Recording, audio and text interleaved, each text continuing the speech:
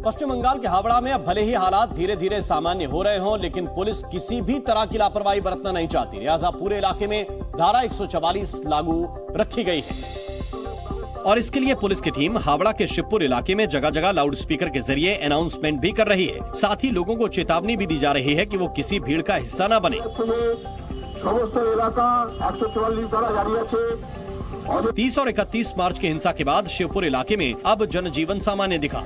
बाजार खुले और लोग वहां खरीदारी करने के लिए भी पहुंचे। सड़क पर पहले जैसी भीड़ तो नहीं दिखी, लेकिन फिर भी लोग अपने काम पर जाते नजर आए। वहीं सड़क पर जगह जगह भारी तादाद में पुलिस बल भी तैनात नजर आया।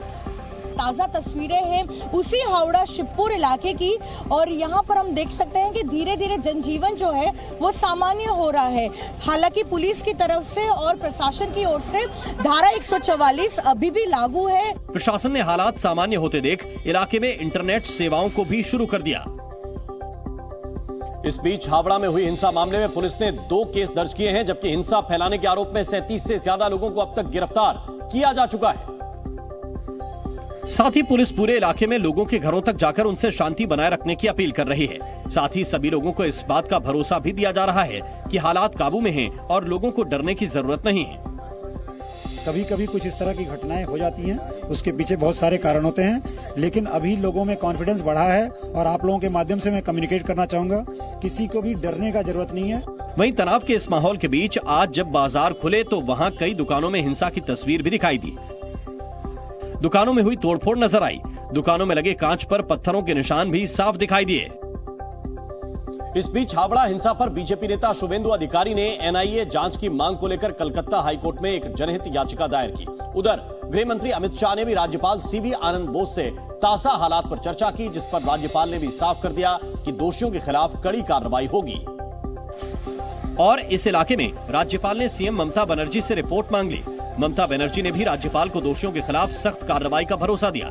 इस बीच हिंसा की जांच सीआईडी को सौंप दी गई, जिन्होंने बीती रात से ही मामले की छानबीन शुरू कर दी। बताया जा रहा है कि सीआईडी के अधिकारी गिरफ्तार किए गए आरोपियों से पूछताछ कर जांच को आगे बढ़ा रहे हैं। इस बीच केंद्रीय मंत्री स्मृति ईरानी ने कानून व्यवस्था के मुद्दे पर सीएम ममता बनर्जी को घेर लिया। पश्चिम बंगाल की मुख्यमंत्री ने न सिर्फ शोभा यात्रा करने वालों पर कटाक्ष किया, शोभा यात्रा करने वालों को कटघरे में खड़ा किया, लेकिन साथ ही उन लोगों ने जिन्होंने पथराव किया शोभा यात्रा पर, रामनवमी की शोभा यात्रा पर, उनको क्लीन चिट दे दी। वहीं ममता बनर्जी ने भी बीजेपी को घेरने की कोशिश की, जिसके बाद से इस मुद्दे पर सियासत भी तेज हो गई है। रामनवमी के मौके पर हैदराबाद में भी 2 पक्षों के बीच बवाल होने की खबर सामने आई। बताया जा रहा है कि चार मीनार इलाके में मस्जिद के बाहर जुलूस निकालते के वक्त बवाल हो गया था, जिसमें दोनों पक्षों के बीच जमकर मारपीट हुई थी। घटना 30 मार्च की है, लेकिन इसका वीडियो अब सामने आया है। वीडियो में दिखा कि मस्जिद के बाहर कुछ लोग एक शख्स को पीट रहे थे और इस दौरान वो वहां से तेजी से निकला। इस दौरान कुछ लोग उस शख्स के पीछे भी भागे, लेकिन वो तेजी से दौड़ता हुआ वहां से निकल गया। इसके बाद दूसरे पक्ष के कुछ और लोग वहां जुट गए। दोनों पक्षों के लोग इसके बाद आमने सामने आ गए और फिर वहां जमकर लात घूंसे चले। वीडियो में दिखा कि बीच सड़क पर हो रही इस मारपीट की वजह से वहां तनाव का माहौल बन गया था। सड़क पर लोगों की भीड़ जुट गई थी और हर तरफ अफरा तफरी नजर आई। बताया जा रहा है कि जुलूस निकाल रहे कुछ लोगों ने मस्जिद के बाहर बाइक के हॉर्न बजाकर और स्टंट करके शोर शराबा किया था, जिसके विरोध में ये घटना सामने आई।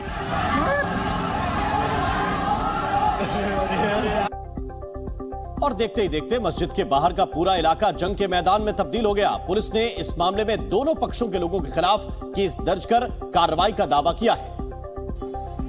साथ ही इस मामले में यह भी बताया जा रहा है कि मस्जिद के बाहर वाली सड़क से जुलूस निकालने की पुलिस ने इजाजत नहीं दी थी, लेकिन इसके बाद भी वहां से जुलूस निकाला गया, जिसकी वजह से पहले तनाव फैला और फिर विवाद इतना बढ़ा कि दोनों पक्षों में जमकर मारपीट हुई।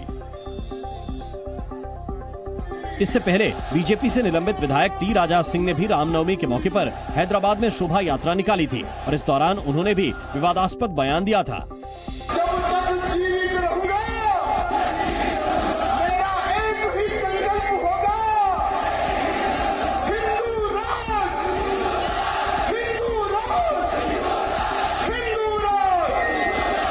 टी राजा इससे पहले भी अपने बयानों के जरिए कई विवादों की वजह बन चुके हैं। गुजरात, बंगाल और बिहार के बाद झारखंड के जमशेदपुर में भी रामनवमी के दौरान जमकर बवाल हुआ। बताया जा रहा है कि जुगसलाई इलाके में शोभा यात्रा के दौरान एक गुट ने दूसरे गुट पर पथराव कर दिया, जिसके बाद दोनों पक्षों के बीच जमकर हिंसा हुई। पत्थरबाजी शुरू होते ही पूरे इलाके में अफरा तफरी फैल गई और दोनों तरफ से जमकर पत्थर बरसे। हालात इतने ज्यादा तनावपूर्ण हो गए कि उन्हें संभालना पुलिस के लिए चुनौती बन गया। घटना ये हुआ कि उस साइड से पहले पत्थरवाह हुआ, हम लोग वहाँ से आदमी लोग आ रहा था तो उसके ऊपर पत्थराव किया गया। बताया जा रहा है कि हिंसा की शुरुआत डीजे के साथ रामनवमी का जुलूस निकालने पर प्रतिबंध लगाए जाने से हुई। प्रतिबंध का विरोध करते हुए लोगों ने पहले बाटा चौक में हनुमान चालीसा का पाठ किया और उसके बाद रेलवे ब्रिज को जाम कर दिया। इसके बाद सड़क पर टायर जलाकर भी प्रदर्शन किया गया, जिसकी सूचना मिलते ही पुलिस मौके पर पहुंची और लोगों को समझा बुझाकर वापस भेज दिया। लेकिन इसके कुछ देर बाद ही जुगसलाई ग्वाला बस्ती के आसपास पथराव शुरू हो गया, जिसके बाद हालात संभालने के लिए आला अधिकारी मौके पर पहुंचे, जिन्होंने हंगामा शांत करने की कोशिश की। लेकिन जब हालात बेकाबू हो गए तो मौके पर अतिरिक्त पुलिस बल बुलाया गया और पूरे इलाके को छावनी में तब्दील कर दिया गया। लोगों को घरों से न निकलने के निर्देश दिए गए, जिसके बाद इलाके में तनाव को कुछ कम किया जा सका। वहीं प्रशासन ने दंगाइयों पर सख्त कार्रवाई किए जाने का दावा भी किया। ड्रोन से नजर रखा जा रहा है, वीडियो कैमरा भी है, तो जो कुछ भी कोई उत्पाती तत्व के लोग हैं उनको आइडेंटिफाई करके उनके ऊपर कार्रवाई की जाए। इस हिंसा में दंगाइयों ने सड़क से गुजर रही कई गाड़ियों को निशाना बनाया और पत्थरबाजी के दौरान दर्जनों गाड़ियों के शीशे भी तोड़े गए। पर्याप्त मात्रा में फोर्स डिप्लॉयड है, पुलिस एक्टिव है, सिविल प्रशासन भी एक्टिव है, कोई इश्यू है। बताया जा रहा है कि इस हिंसा में कई लोग घायल हुए हैं, जिन्हें इलाज के लिए अस्पताल में भर्ती कराया गया। और 1 अप्रैल यानी आज से बहुत सारी चीजें बदल गई। इन बदलावों से आप पर सीधा असर पड़ सकता है। आज से सोने और चांदी की कीमत बढ़ सकती है।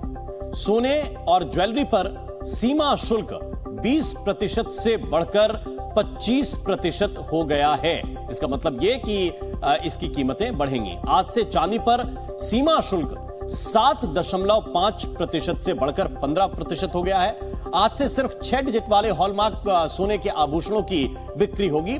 इससे नकली या कम शुद्ध सोने की बिक्री पर रोक लगना मुमकिन हो पाएगा। आज से गाड़ी खरीदना भी महंगा हो गया है।